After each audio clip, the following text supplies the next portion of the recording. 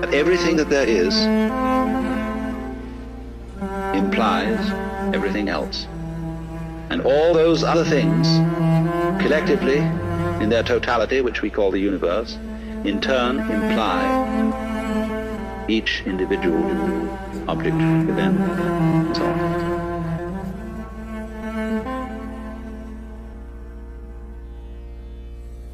When you have a chain and you pick up a link, all the other links come up with it.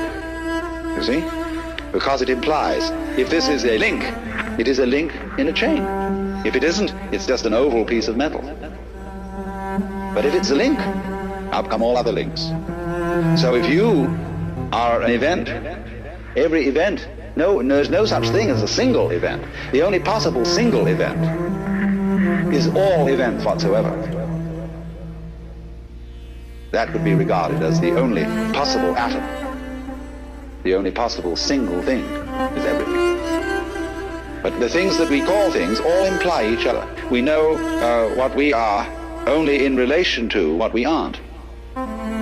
We know of the sensation of oneself only in relation to a sensation of something other.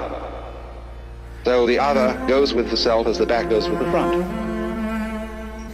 And your life, however short, everything depends on it. If that did not happen, nothing would happen. So in this sense, the whole world bears your signature. It would not be the same world if it weren't for you.